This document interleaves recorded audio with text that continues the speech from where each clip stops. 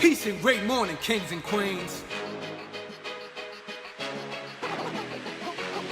It's another motivation, money-making Monday.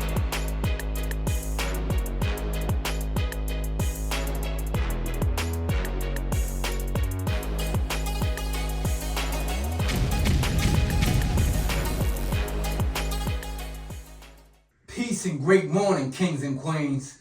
It's another motivation, money-making Monday. But this is one unlike any other. I got the Honorable Councilman Derrick Johnson here with me. The first one that really answered the call when I put out that challenge to all the public servants to stand up, tell the people who you are, what you do, and what you have done for the community, the city, and what you plan to do to make it better. Derrick Johnson was the first one to stand up and answer that call. And this interview right here, or this candid conversation, is long overdue. So I've been looking forward to this, and let's jump right in. You know, who are you, Derrick Johnson? First of all, thank you, man, for presenting that question that day. Thank you for this opportunity, for this space, and I patiently waited for the call. We had a couple of conversations about it. Absolutely. And today is the day. So, yes. I say it is a motivation Monday. Happy Monday to you, first and foremost. Yeah, absolutely.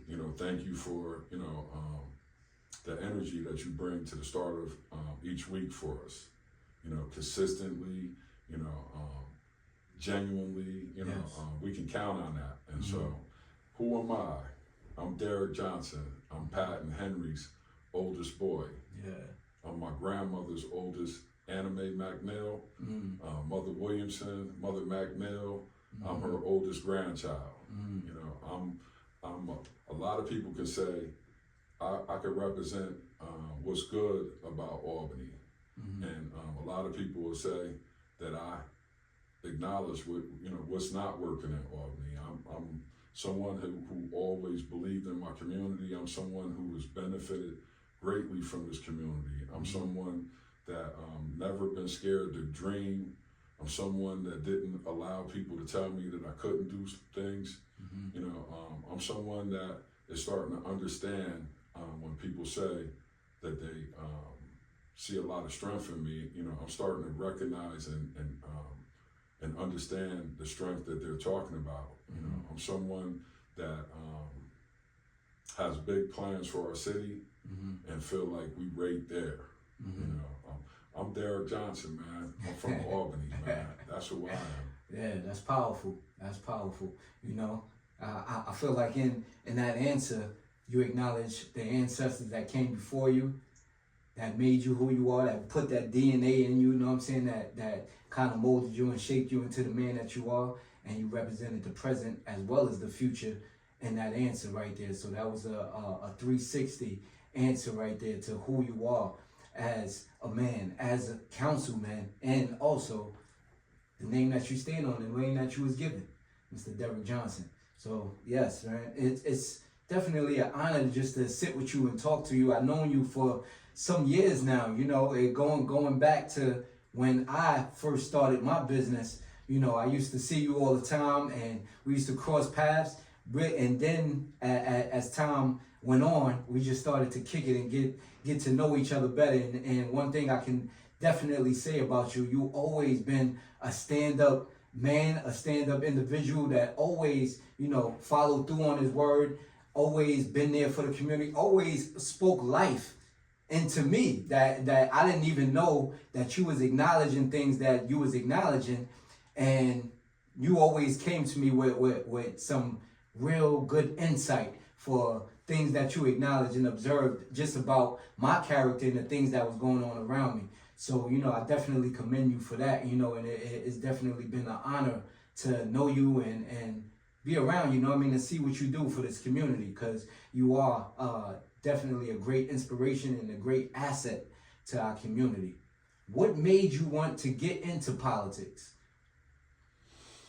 Well, the easy answer is people always spoke that into me, you know, growing up, you know, from early as a teenager, you know, my friends would, you know, say stuff, you know, people would say, you're going to be the mayor, you're going to be this, you're going to be that, you know, people will speak stuff into you, right? And, like, my father's name was Henry Johnson, man, not the guy from the boulevard. My father's name was Henry Johnson, and a lot of the smart people in Albany, adults that, you know, we grew up recognizing and respecting, they always respected my father. You know, as a kid, you know, walking through Albany, I would just see the conversations that my father was a part of. And, you know, he was always strong in the conversation. He always had an opinion, and, you know, it was just wild to see my father call stuff out. Like my father, I grew up watching my father read the newspaper. That's the first thing that he did in the morning. And my father was adamant about watching the news in 60 minutes. And as I got older, I realized there's so much information in those media sources. And so quite naturally, I read the newspaper, I watched the news, I watched 60 Minutes. So just hearing my father have the answers, but never really be a part of the solution, not taking his information to the table, he didn't make it to the table. You know, I just saw politics, I saw what was going on in my community, and I saw it was calling me. It was just like, I was told that this was going to be, and the things that politicians do, I had been doing that in high school. You know, just like our relationship, you know, you opened up a business across the street from where I was living at. And I'm a person, I'm a point guard when I played on the court. Point guard know where everybody's supposed to be, what they're, you know, what they can do, you know. So in my community, I take the same position. I'm watching who the business people are, you know, who the people are on the streets, who the religious people are, who the corporate people are. I want to know who you are. Even if we don't speak, I'm watching what you're doing. And so what I saw, you know, what you were bringing to the table, man, you put a lot into your business. You know, just from how you place the mannequins in the windows. I mean, you started out like this. And for me, it was for me, it's a pleasure. Like, I like to watch people that's into their crafts, right? Because I always say to people that are close to me, it's my job to help your dreams.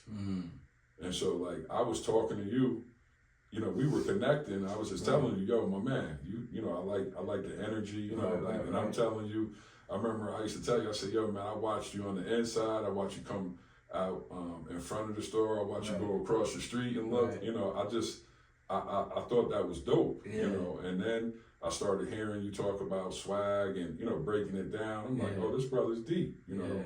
And so, you know, I just started, you know, sharing, and this is what I try to do with people. You know, when I talk to them, I'm gonna talk to you about stuff that is real, and that always affords me the attitude, like, I always feel like I can do stuff other people can't, and not because I'm better than them, right?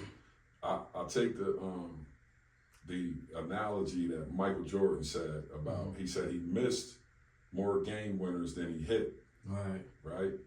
So he lost more games than he won on the last shot. Absolutely. But, you know, you can't put yourself in that position unless you take the shot. And that's a lot. That's a big shot to take because you can miss it. Right. And so I look at situations in our community that people scared to touch, and, you know, like, hey, listen, if I take the shot, I can make the shot, right? And sometimes people hear my voice, and, you know, a lot of people is just waiting for somebody to step up, and people don't step up. So if you don't take the shot, and the shot clock go off, it's over. Anyway. It's over with.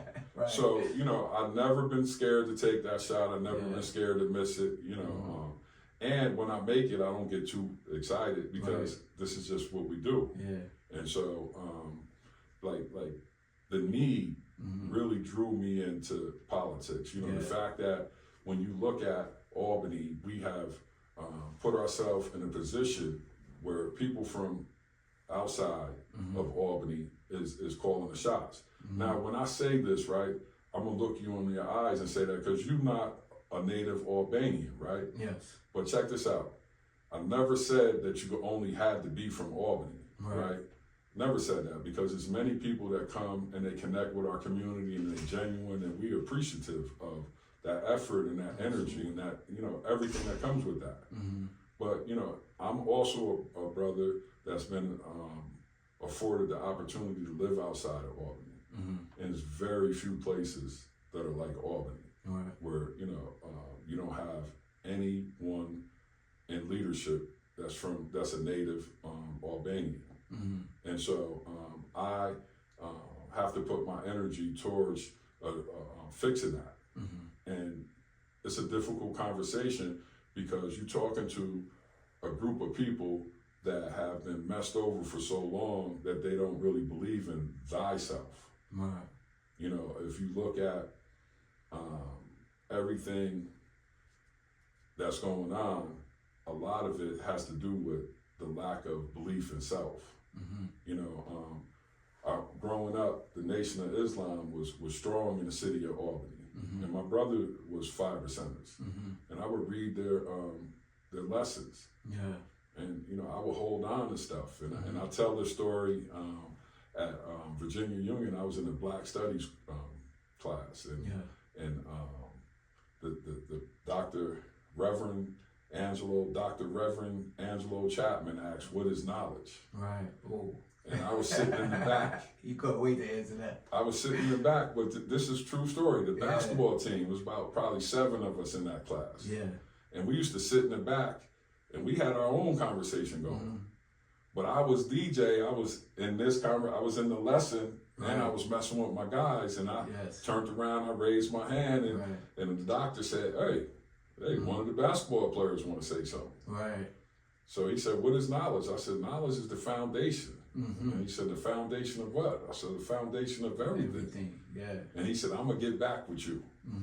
And after class, he came up to me. He said, "Man, where you get that answer? I've been looking for that answer." And I just broke it down. I said, "You know, my brothers, you know, are the Nation of Islam." And And so, you know, it just, like having knowledge of self, like, you know, growing up hearing the words knowledge of self, and then being exposed to Islam and the disciplines that existed with it, it rubbed off on me in the sense that, you know, and I think it's opportunities for you to get something positive out of everything. Absolutely. And some disciplines and just knowing as a man that, you know, I'm a king. Your shirt say I am king. That's right. And when you have that belief system within you, it helps you rise above things that you shouldn't be doing, and it helps you with confidence in places that people say you shouldn't be in. It helps you operate on a whole different frequency that's above the average, you know? Because it allows you to know who you are as a person. And some things are unacceptable in the sense of being a king or a queen, and some things a king has to rise up to that occasion and make sure that he takes on certain things for the people that's in his kingdom.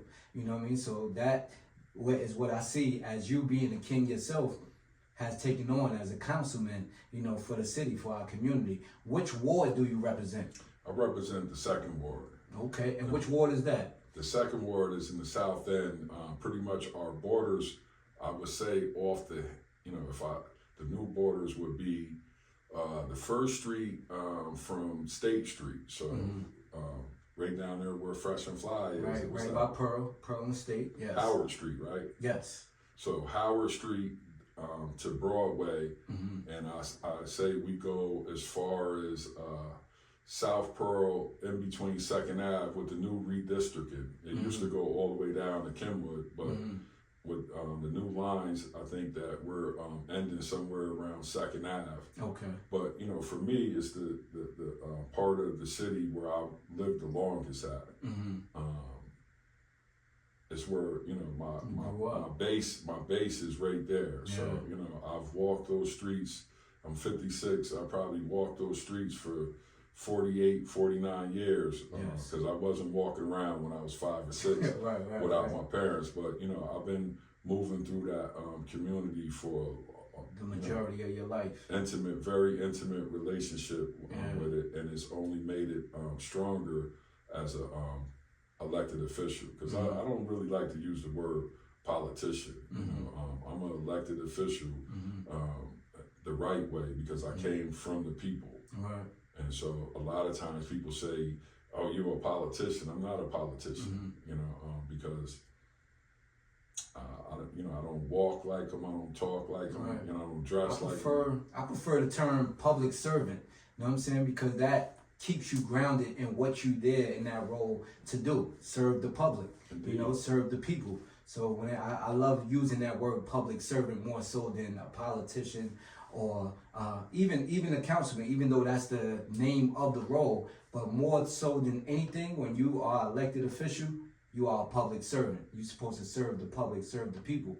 You know what I mean? And once we utilize that term more often, that makes the role more defined, and that makes that connection to the people, and it reminds you every time you hear it what you're there for. You're supposed to serve the people, and you do just that. And one of the things that I just would hope that we could do is talk about what a councilman really is, because a lot of times people call us for stuff that, you know, we have no control over, or, you know, no influence in the decision making. And I would just say, you know, this administration, let's say the assessor, you know, they would, you know, when residents would call complaining about their assessment, they would point them to us, and there's really nothing that we could do. Right. And so the way that the council is been set up in Albany, the council people were really yes men for the mayor. Wow. Historically. And so we've heard stories about how they paid people $5 for votes in our communities. This stuff, council people weren't on the council to bring ideals to the table. They were to go along and get along type of councils. Historically, yes. If you acknowledge that in the last 7 or 8 years was the first veto or override of a mayor's veto in the history of Albany. Wow. So, you know, pretty much whatever the mayor wanted, the mayor got. And so, if you look at this council today. Before we go, what was that veto of? The vetoes, I think we had like 3 or 4 of them. And it's wild that I can't call them, but if you give me a second, right. Let's get back to it. Let me think about one of them. I know, I want to say maybe the equity agenda. I think maybe the mayor tried to. I don't want to be wrong, because it was monumental. But I'm locked in on this like the role of the councilman. Yes. Like my role, as I saw it, was this mayor never had any intentions on dealing with our needs and our concerns. You know, most of the times that you would talk to her, you would hear, well, that's not high on my list of priorities. So if you hear that for 3 or 4 years in a row, like you sending a clear message to me that you don't have us, you know, in mind. And so I took the position to be the loudest that I could be for my community, you know, accountability. Yes. I believe that we have never had a person making noise about what wasn't happening for us. And so my position was I was going to make as much noise every time they gave me. I wasn't going to make noise just to make noise. But when they opened up that door, I was going to let them know that I heard you and I'm not happy. Right. And so that's the position that I took for my first, you know, 3 or 4 years. Yes. And when they had re-election and people were calling me and they were saying, you know, I want to advocate like Councilman Johnson does for his community. Right. You know, when I would take a position with a particular person, and then you know, off the record, I would hear them say, "Yo, I respect how he speaks up for his, you know, for his community." That's right. the part that I was looking for. You know, when I hear people who work in departments say, you know, if they keep messing with me, I'm gonna call Councilman Johnson. That's what I was looking for, because I wanted to be the voice that the people never had before. Right. I wanted to be that person that was gonna be accountability. Right. You know, you can't win everything. Absolutely. Because there's many layers to this political life. You know, they ready for us, and that's why I say one person can fight the fight, because you need at least one person, right? But we need more. You know, we need people to get behind the right people that's fighting in this city for us. I agree. Because then that's when that concern is taken serious. Right. It becomes powerful. Yeah. In the words of the late Dr. Alice Green, she, you know, one of the first times that I was in a meeting with her, she had a strong, simple message. She said, if it's a meeting at 10, if y'all leave and y'all come back with 10, and then that 10 come back with 10, believe me, they gonna know. She said, the moment that y'all operate in that manner, the first meeting you go to, by the time you get home, they will figure out who is the head of your group. And the first thing they want to know is, what do y'all want? Right. Because that's how they operate. It's power in numbers. Definitely. And it's strength and unity. Yes. And so my frustration with today is, you know, when you think I make about 3 times the amount my mother made. And, you know, and I'm not the only person like that. It's a bunch of people that are making more money than their families ever made. Right. And we are more educated than our families ever were. Yes. But we either in the same spot or further back. You know, how am I comfortable with that? Right. How am I comfortable with Albany being in the state that it's in, and I'm a leader? Right. How am I comfortable with my kids as an educator, you know, going through the struggles that they're going through, and I'm working with them 8 to 4. And as I said earlier, I am an example of things that's working right for Albany, but I'm also an example of things, because I own that. Right. You know, as long as Giffen, where I work, is on the state list, I'm gonna own that. Right. You know, as long as the conditions are the way they are in the South End, I'm gonna own that. Right. Because I'm the guy. Right. I think that you definitely made, and I'm gonna go back a little bit, but only to bring it forward, because you made made 2 profound statements that I feel like is necessary to tap into. One being the importance of your father in your life that led the groundwork to you being the man that you are today, and you always seeing him read. You know, I always say today's readers are tomorrow's leaders. You know, so seeing your father read and seeing how your father held counsel literally in the streets and in between people and all throughout the community actually set the groundwork for the work that you're doing right now. And seeing those 2 points, I think that is very important to highlight how important it is for fathers to be in their children's lives and to be around, so that we can give the positive examples that's necessary for our children to then pass the baton on to them and go forward and be even greater than we were. So, let me say this, right? I always face my stuff head on, right? As a father, like my father had many strengths.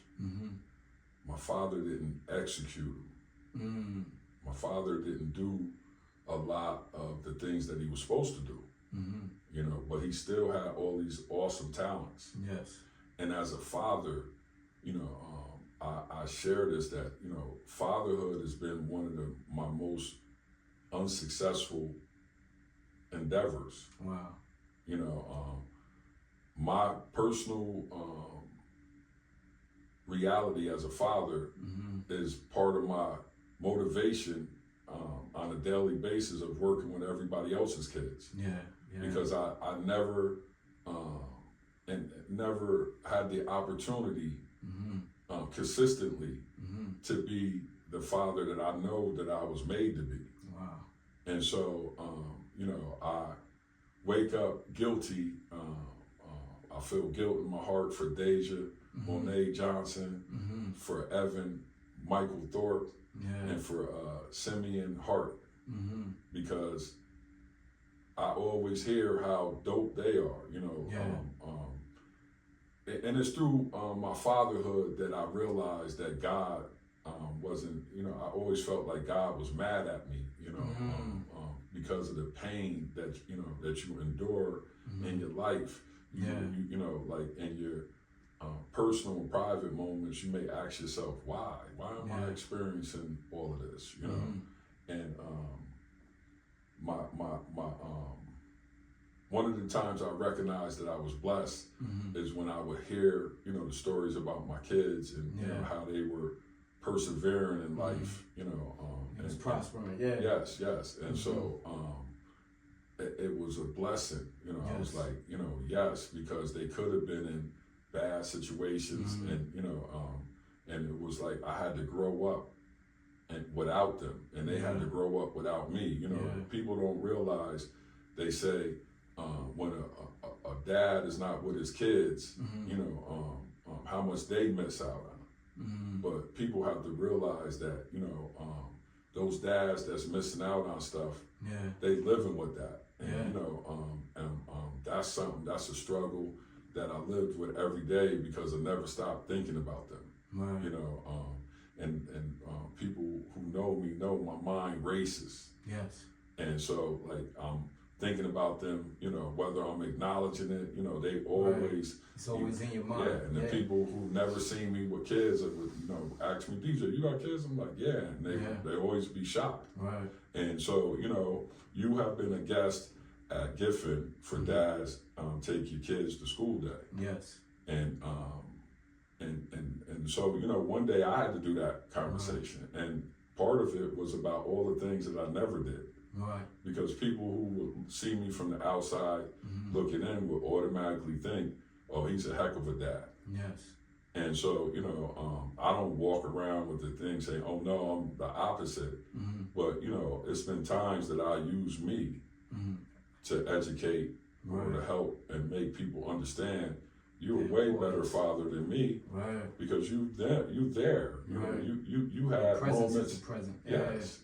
So you know, I know that, you know, I've been there for my kids, you know, in the ways that I've been allowed to be, and you know, my prayer has always been that, you know, things will get better, you know, but I always want to acknowledge them and acknowledge, you know, my failures with them, in hopes of connecting with another father that may have an opportunity to motivate them to take advantage of that. So, you know, my goal always too, my mission is to, you know, be the best Derrick Johnson that I can be. So that when they hear about their father, they're hearing about, you know, the work that I didn't get to do with them, but I'm doing it with, you know, I'm paying it forward is long and short. So my father, and I'm gonna say this other thing about my father. My best friend, you know, we've been with each other since kindergarten, and so we're both 56 years old now. And you know, he told me one day, he said, "Yo, D, man, you know, when I used to come to your house, your mother and father was the only ones playing Scrabble in the neighborhood." You know, reading, you know, chapter books, and they both were in college, and you know, inspiring. It was like in our house, it was a lot of tough love. You know, we went hard against everybody, but we'll go hard against each other too. And that's kind of like what Albany is like right now. You know, we go so hard against each other that we don't realize it's us versus them, not us versus us. And I'm stuck in trying to bring that back to we are a family. Them, right? Yeah, we are a family. You know, first. Right. It's us first. Right. And then it's them. Right. And so, you know, as you sent me a few of the questions, Yeah. you know, like I don't want to, but our vibe always has been we just fall right into right. it. Yo, because that's a powerful statement that you just made. You know, in regards to how Albany operates. Even though not being a person that was born and raised in Albany, but I've been here long enough that I consider Albany my second home. And Albany's been good to me. It's been, you know, the people that I have connected with, the business that I have been able to be successful in, those things have been great. Just my growth as an adult while here in Albany, I've been able to raise my family here. So, you know, Albany has definitely been a great place for me. So as a family unit, you know, us fighting amongst one another, you know, one thing that I always see that we somewhat have lost is that a family, we might fight against each other, but when we go outside, we together. Ain't nobody gonna know what we just fought about inside our house.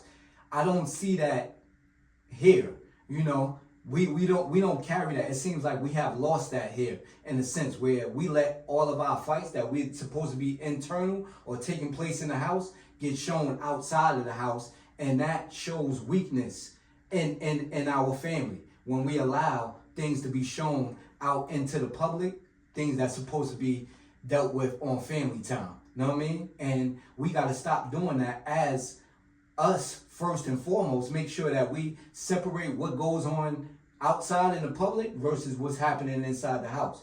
We take care of what's happening in the house. In the house, we might argue, we may fight and cuss at one another, but when we go outside these doors, we together and we standing firm on being together, and nobody else could separate that family unit.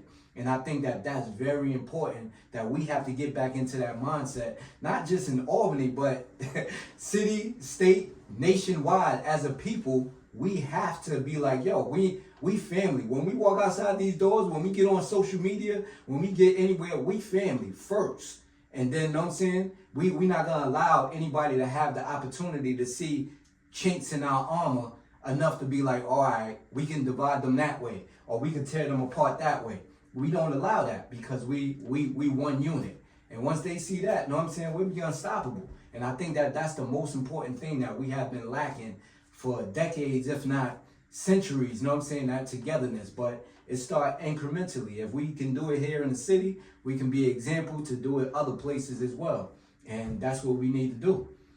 Well, you know, I attempted to touch on that because that's 100% right. Yeah. I think that's the white ice is colder theory than the black ice, because they, you know, like we present to them our weaknesses. You know?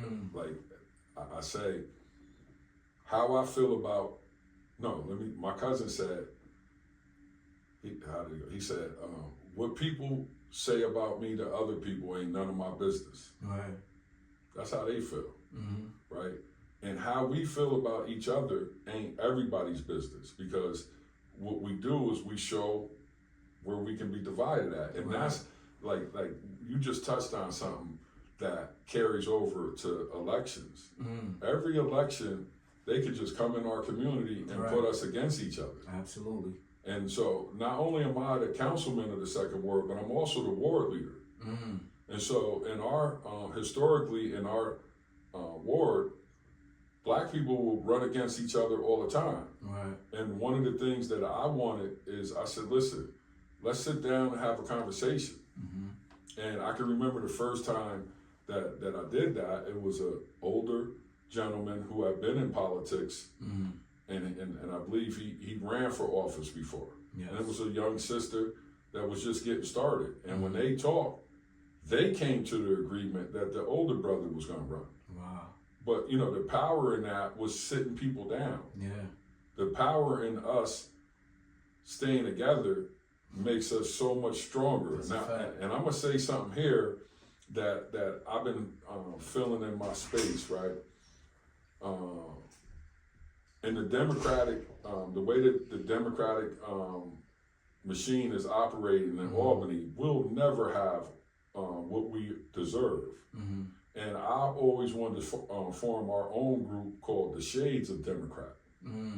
You know, everybody that had a shade, you know, so, you know, I was thinking about talking to the Muslim community, all the different communities, and we come together that way. To make them, because the way it is right now, they just tell you, you know, this is what we're doing, and you got to say, that's not the process. And so, you know, this is my vision. And I got to share it. I got to let it out. I can't hold on to it because it could be the solution. You know, I can't see me being a Republican, but I can see me gathering people that look like me and us standing together saying, hey, this is who we're going to support. And getting the block voting and the benefits that come with that. That's how, you know, you become a constituent, is participating in the process. And so I think that the point that you just made feed into the small business question that you proposed. Like small business is supported first from within, from their communities, from their family members. And you know, like if I feel that strongly